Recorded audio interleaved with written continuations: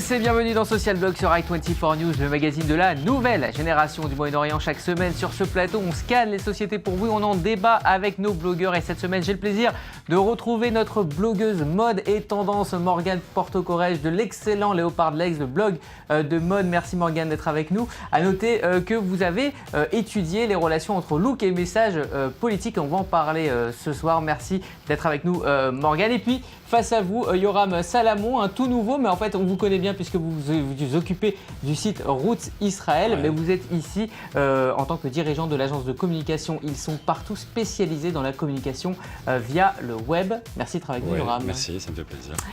Eh bien, selfie, portrait de Facebook et tatouage, autant de dénominateurs communs de la jeunesse du monde entier. Mais dans le fond, que révèle cette mise en scène de plus en plus pointue de sa personne? Ego surdimensionné, individualisme ou révélateur d'un profond malaise? C'est la question de ce social blog. On ira à la rencontre des addicts du tatouage en Israël et ils nous diront en quoi leur corps est une manière de s'exprimer et de se démarquer. Puis le poste essaiera de développer le négatif du selfie. Mais avant tout, on commence avec un petit tour du monde dans 60 secondes. On se connecte tout de suite au 56K. On connaît enfin la recette idéale de la photo qui marche sur les réseaux sociaux. Elle est l'œuvre des chercheurs du très sérieux Massachusetts Institute of Technology. Pour collectionner les likes et les shares, il faudra donc privilégier les couleurs claires et les objets populaires comme les bikinis, les parfums ou encore les revolvers. Par contre, évitez les photos de chauffage d'appoint, objets identifiés comme parmi les moins populaires sur Instagram ou Facebook.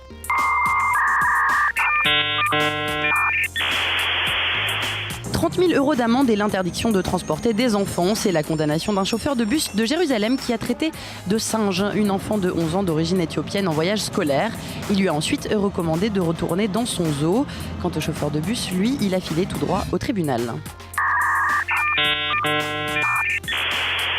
Les bisous d'Esquimaux sont très populaires en Arabie Saoudite et pour éviter la propagation du coronavirus qui peut s'attraper comme un rhume et qui a déjà fait plus d'une centaine de morts, un fil Twitter a été mis en place pour que les hommes se serrent la main plutôt que de faire le Houb al-Khrouchoum. Atchoum. Yoram, votre choix parmi ces trois infos? L'histoire du bus là me plaît bien pour une raison particulière. L'histoire de racisme en Israël? C'est pas l'histoire du racisme effectivement qui me plaît, mais c'est le fait qu'il y a une réaction immédiate sur laquelle qui a été médiatisée. Et je trouve que finalement la sanction immédiate et la rapidité avec laquelle ça a été médiatisé devrait donner quelques exemples à d'autres sociétés qui ont souvent l'air de nous critiquer pour ça. On aura compris. Morgane? Moi, je pense que je vais choisir le premier. Les conseils du MIT pour ne pas mettre de photos de chauffage d'appoint sur ma page Facebook. Je retiens, merci beaucoup. D'accord, on va parler justement de cette stratégie Facebook. Mais d'abord, on va parler d'un art longtemps réservé aux marginaux et tabou en Israël. Le tatouage vit un effort sans précédent dans le pays. Beaucoup dans la nouvelle génération n'hésitent plus à transformer leur corps en véritable œuvre d'art. Alors que cachent ces tatouages? C'est le portrait croisé de la semaine à la rencontre des tatou addicts. Et il est signé Tracy Levy, Michel Zilberman et Ran Schneck.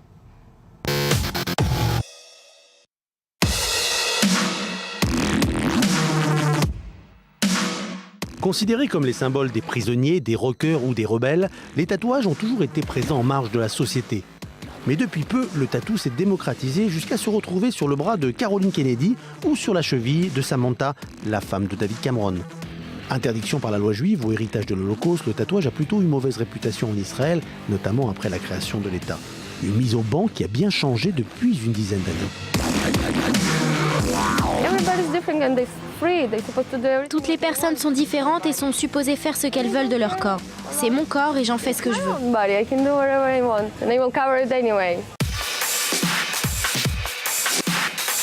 Il y a quelques années, Doudi Mizrahi, 64 ans, rejoint un groupe d'Israéliens de tout âge qui veulent s'exprimer à travers le tatouage.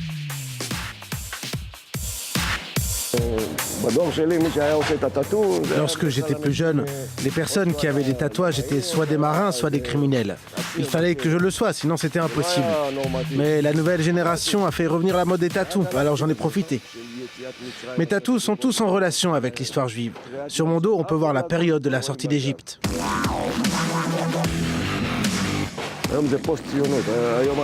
Aujourd'hui, c'est différent. Les gens ont pris leur distance avec le sionisme. Ils ne pensent plus qu'à eux, ils deviennent plus égoïstes. C'est l'une des raisons pour lesquelles j'ai commencé à me faire des tatouages.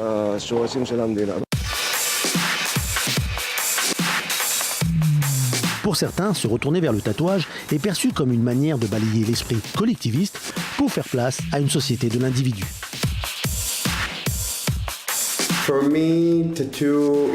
Pour moi, les tatouages rendent ton corps plus esthétique qu'il ne l'est.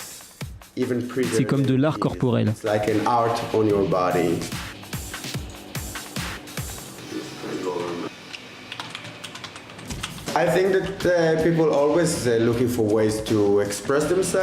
Je pense que les gens cherchent constamment des moyens de se révéler.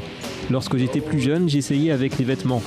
Il y a aussi en se séchant les cheveux, en se perçant les oreilles, mais ces dernières années, je pense que cela s'est totalement reporté vers les tatouages.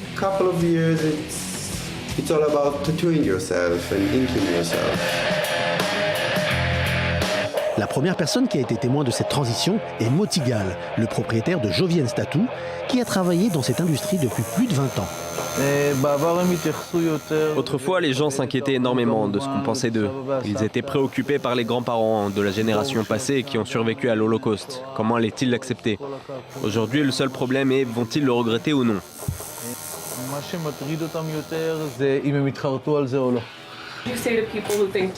Et que dites-vous des gens qui pensent que le tatouage est une chose purement narcissique? Je pense qu'ils ne sont pas ouverts d'esprit, j'ai pitié d'eux, c'est tout. Narcissisme ou moyen d'expression, le tatou, lui, est fait pour rester.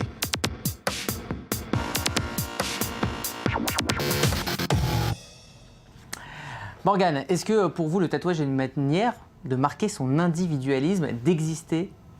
Individualisme, ça peut dépendre. Je sais que dans mon expérience personnelle, vous êtes tatouée, hein? Moi je suis tatouée. C'est des petits tatouages pas très grands, mais chacun a vraiment une signification personnelle. Je voulais marquer une étape importante de ma vie qui m'a changée, et plus que pour montrer à l'extérieur, j'ai voulu le faire moi pour quelque chose de personnel qui me rappelle une époque. Maintenant, c'est vrai qu'énormément de gens le font pour se mettre en avant. Regarde, c'est moi qui ai le plus gros tatouage, regarde ce que je monte. Surtout en Israël, où vu qu'il fait beau quasiment toute l'année, les corps sont beaucoup plus exposés, donc les gens ont tendance à faire aussi beaucoup plus de tatous à cause de ça. Yoram.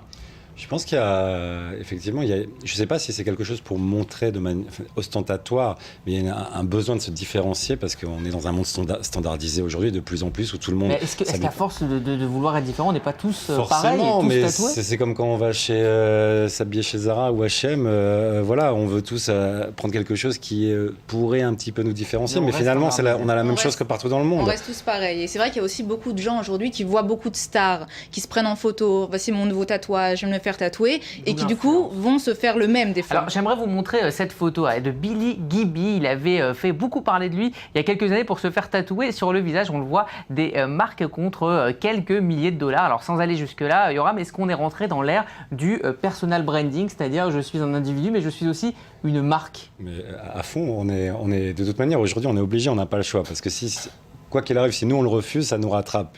Notre identité, elle nous appartient plus qu'à nous aujourd'hui. Et c'est sur ça qu'on travaille aujourd'hui. Le parallèle est le même pour les sociétés. Aujourd'hui, si toi tu parles pas de toi et quelqu'un d'autre le fait pour toi, donc autant prendre les devants. Est-ce que c'est pas une réaction de panique face à la perte d'identité? Je pense que c'est les deux. On le fait parce qu'on a compris qu'il y a des canaux aujourd'hui qui permettent de se mettre en avant d'une certaine façon. Et d'un autre côté, si on n'occupe pas les champs vides, quelqu'un d'autre peut les occuper de manière négative. Donc, Alors on va creuser ce sujet avec ce mot désigné, mot de l'année 2013, le selfie, contraction en anglais de self-portrait, autoportrait, et donc le phénomène du moment allant jusqu'à parfois l'overdose ou la pathologie. Le post de Marie Semelin, mise en image par Raphaël Cohen, fait le tour de la question selfie. À force de vouloir être différent, est-ce qu'on finirait pas par être comme tout le monde ? Sortir du lot et montrer que métro, boulot, dodo, c'est pour les nuls pas comme nous, est devenu un sport mondial. Pour réussir cette mission, Instagram, l'appli mainstream qui est en train de faire plus fort que Twitter, où tout un tas de filtres vintage permet de rendre beau des muesli avec du kiwi, un enfant dans un caddie ou une rangée d'arbres derrière une bagnole. 40 millions de photos par jour racontent des vies en photos carrées. Les selfies du matin sans maquillage pour montrer qu'on est beau quand même, les selfies d'après le sexe pour montrer qu'on s'envoie en l'air, les selfies d'où on se tient pour montrer qu'on a des pieds, et bien sûr le food porn pour montrer qu'on est beau même sans manger 5 fruits et légumes par jour et qu'on connaît toutes les bonnes adresses. Tellement populaire que de grands chefs cuistots interdisent désormais à leurs clients de prendre des photos de leurs plats. Même chose dans des clubs new-yorkais où les clichés sont désormais interdits. Objectif, éviter l'étalage des dérapages légaux ou illégaux sur les réseaux sociaux, mais aussi recréer le mystère. Si on voit la fête partout, c'est que la fête n'est pas cool. En attendant sur Instagram, 5800 likes et 1000 commentaires par seconde, la photo virale en mode trouble obsessionnel compulsif vend nos vies comme des rêves. Mais la génération Y est aussi celle qui a toujours vécu avec le sida, la crise économique, les stages, le chômage, les divorces. Donc on peut bien se réjouir devant des couchers de soleil pour laquelle, et se raccrocher à la seule chose pour laquelle on est sûr de savoir où c'est et où ça va, son nombril.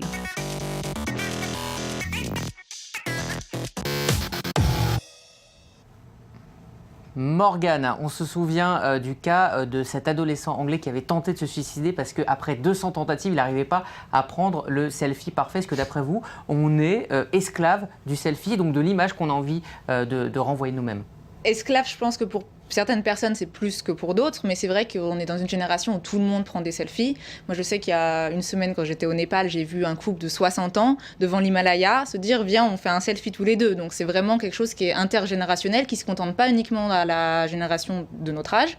Donc, c'est vraiment quelque chose qui a vraiment intergénérationnel. Maintenant, est-ce que c'est vraiment quelque chose de un peu pervers? Ça peut être un peu pervers d'arriver à se suicider ou vouloir se suicider pour ça. Il y a aussi des jeunes filles qui veulent faire de la chirurgie esthétique sur leur visage juste pour avoir le perfect selfie. C'est un petit peu dangereux et problématique. On va continuer à en parler, mais avant, je voulais vous montrer quelqu'un qui n'aime pas du tout les selfies. C'est le Premier ministre israélien. Regardez cette courte vidéo prise, comme on dit, en off.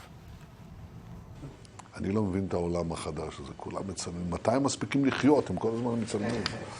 כולם מצלמים את כולם. רק מצלמים, זה הכל מה שזה. מצלמים, מצלמים, מצלמים, מצלמים, מצלמים. אל תצלמו, תחיו.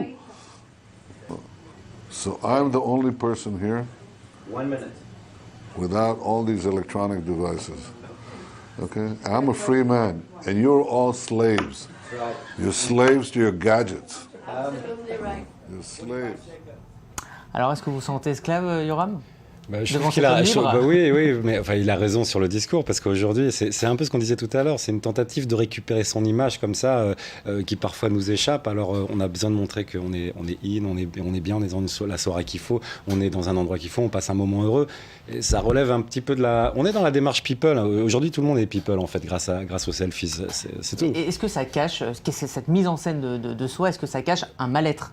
Je pense que ça cache aujourd'hui un problème de la standardisation, encore une fois, on y revient, d'une vie qui est la même, en gros, grosso modo, vue d'en haut pour tout le monde. Et on a besoin de montrer qu'on est un peu différent, et chacun le fait. Mais au final, ça donne un canal qui est le même pour tout le monde. Au final, tout le monde veut avoir la meilleure photo dans un club, la meilleure photo, comme on voyait là-dedans dans le reportage. De personal branding, c'est-à-dire de gérer son image. Est-ce que parce qu'on est conscient des conséquences de poster telle ou telle chose, est-ce qu'on est une mise en scène de son soi? Je pense que certaines personnes veulent vraiment devenir des people, c'est vraiment leur but, ils espèrent comme ça. On voit certaines personnes ont réussi à trouver un travail ou à devenir célèbres grâce à ce qu'ils publiaient sur Facebook ou Vimeo ou YouTube. Donc tout le monde pense que maintenant c'est possible. Chacun veut sa part du gâteau. Je veux être célèbre, je me mets en avant. S'ils le font pour être célèbre, enfin il y en a certains. Je pense qu'il y en a beaucoup chez les plus jeunes. Les adolescents, c'est vraiment quelque chose que... Pour retrouver un job, si on met trop de photos sur Facebook, c'est pas assez. Si on n'a pas de Facebook, ça peut être suspect pour un employeur. Est-ce qu'aujourd'hui, vous, en tant que professionnel de la communication, vous avez un conseil à donner comment gérer sa communication? Le contrôle de l'image, aujourd'hui, c'est quelque chose de compliqué parce que, premièrement, c'est quelque chose qui ne se fait pas au moment même. Il y a des choses qui datent de quelques années auparavant qui aujourd'hui ont été absorbés aussi par le net. Alors aujourd'hui, on a conscience éventuellement de ce qu'on met. Il y a une démarche aujourd'hui, une conscientisation qui se fait qu'on fait un peu attention, on commence à paramétrer. On fait très attention. On voit des fois, on peut prendre la 15-20 selfies avant de publier celle qui va être la bonne, mais qui aura l'air. Alors, je l'ai prise comme ça, juste une. Donc voici les conséquences. Regardez cette étude, 36,9%, c'est une étude allemande, 36,9% des utilisateurs de Facebook se sentent plus mal après s'être connectés. Ils se sentent insatisfaits de leur propre vie et ce qui les énerve le plus, ce sont les photos de vacances et l'interaction sociale, c'est-à-dire qui a eu le plus de likes à son anniversaire, etc. Est-ce que ça ne rend pas malheureux ou est-ce que ça ne renforce pas la solitude ? Renforcer la solitude, je sais pas. Maintenant, c'est vrai que toujours l'herbe est plus verte de l'autre côté. Et du coup, quand on voit à travers Facebook, quand même, tout est filtré. Mais nous, on a l'impression que leur vie, elle est magnifique. Moi, je veux la même. Ma vie est déprimante. Moi, j'ai rien d'intéressant. Personne me like. Ça rejoint le besoin d'avoir un miroir, de donner un miroir de soi qui nous rendrait éventuellement plus heureux. En tout cas, montrerait cette image qui montre aux gens, effectivement, de notre network qu'on est plus heureux, etc. Mais c'est un artefact. Pas forcément, moi, je suis pas plus heureuse, par exemple, si j'ai plus de likes. C'est pas quelque chose qui me rend heureux. Ce monde numérique et sans son personal branding.